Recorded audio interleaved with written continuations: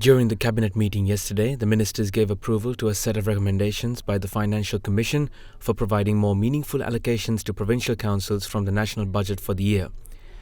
Accordingly, Cabinet approved the recommendations regarding the assessment of provincial capital and recurrent requirements for the year 2024, allocation of government grants among provincial councils, and policy recommendations regarding the allocation of resources with a more meaningful methodology for provincial councils and the efficient use of those resources.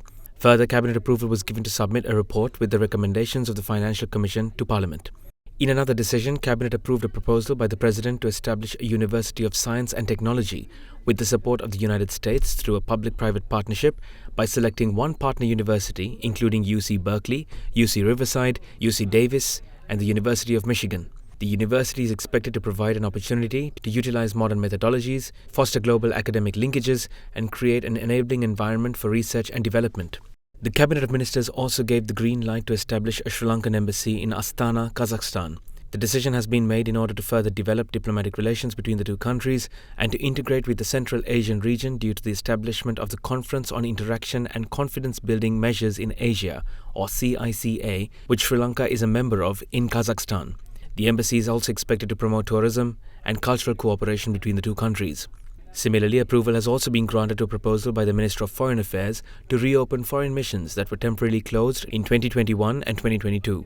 Accordingly, approval was granted to reopen the Sri Lankan Consulate General's Office in Nicosia, Cyprus, the Sri Lankan Embassy in Baghdad, Iraq, and the Sri Lankan Consulate General's Office in Frankfurt, Germany. Embassies වගේ කරිනවා කියලා කිව්වා. කතාවකයක් තිබ්බ මේ එක අයට තනතුරු දීම සඳහා මේ කරිමුඩියෝ අරිනවා කියලා. මේ මූල්‍ය අර්බුදය තුල අධීරගත ලෙස මේක කොටස් වශයෙන් පිටන්න ප්‍රතිපත්තිමය අනුමැතිය තමයි ලබා දුන්නේ. නමුත් කසස්ථානයේ තානාපති කාර්යාලයේ පිටවීමට මේ වර්ෂයේදී ප්‍රමුඛතාවය ලබා දෙන්න කියලා තමයි කිව්වේ.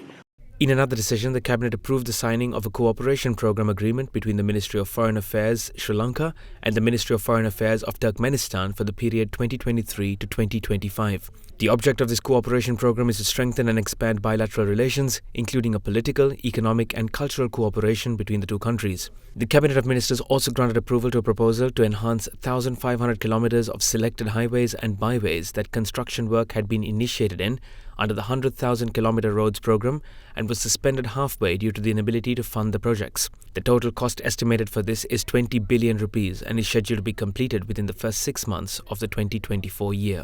සෑම පාර්ලිමේන්තුව නියෝජනය කරන මන්ත්‍රීවරයෙක්ටම අවමතරමේ කිලෝමීටර් 12ක්වත් වෙන් කරලා දෙන ආකාරයට මේ කිලෝමීටර් 1500 මාස 6ක් ඇතුළත නිම කරන්නට මූල්‍ය ප්‍රතිපාදන යොදා ගන්නට අනුමැතිය ලැබුණා. ඊට අතිරේකව මහා මාර්ගවලට ගමන් කරන්නම බැරි මාර්ග ආසියානු සංවර්ධන බැංකුවේ ඇමරිකානු ඩොලර් මිලියන 60ක ණයක් ලබලා දීලා තියෙනවා. මීට අතිරේකව ග්‍රාමීය මාර්ග සඳහා තව බිලියන 10ක මුදලක් වෙන් කරලා තියෙනවා මේ වර අයවැයේකනේ. ඒ සියල්ල කටයුතු අපි පෙබරවාරි මාසයේ වන විට ආරම්භ කරනවා. මේ මාසයේ ඇස්තමේන්තු සකස් කරලා ඉවර කරනවා. The Cabinet of Ministers today approved the payment of 5,000 rupees from January onwards out of the intended 10,000 rupees cost of living allowance for government employees, which was scheduled to be dispersed from April of 2024. Cabinet also approved the proposal to double the disturbance, availability and transport allowance for doctors, increasing it from 35,000 rupees to 70,000 rupees. Additionally, university students will see a 25% increase in their study allowance, scheduled to be included from their January salary onwards. එක්තරා පිරිසකට විතර රාජ්‍ය සේවකයන්ට පමණක් සහන සැලසමින් අනෙකුත් පෞද්ගලිකාංශය ඇතුළු විශාල පිරිසක් අපහසුතාවයට පත් වෙලා ඉන්න මොහොතක මේ කිරීම කෙතරම් සාධාරණද? ශ්‍රමිකයන්ගේ වැටුප් නෙමෙයි අර දීමනා දෙක වැඩි කරලා තියෙන්නේ. මහාචාර්ය ආචාර්යවරු හා වෛද්‍ය විශේෂඥයන්ට ආදේශකයක් නැහැ. ඒවා ශ්‍රමයේ පමණක් නෙමෙයි මානව ප්‍රාග්ධනය. ඉතින් ඒ පිරිස් වලට ඇතිවෙන අසහනයක් වුණොත් ඒක අනිත් සියලුම සමස්ත සමාජයට බලපාන නිසා ඔවුන්ගේ දුක් ගැනවිලි වලට කිසියම් සානදායික උත්තරයක් ලබා නොදුන්නොත් ඔවුන් රට හැර ගියොත් ඒ වෙනුවට අපිට යොදාගත හැකි ආදේශකයන් මේ අවස්ථාවේ නැහැ. අනිත් සියලුම දෙනාට සහනයක් ලැබෙනවා. අයවැය පරතරය අඩු වෙලා මේ වැඩපිළිවෙල තව අවුරුද්දක් දෙකක් ක්‍රියාත්මක කළොත් අපි හැමතෙම සහනයක් ලබා දෙන්න පුළුවන්.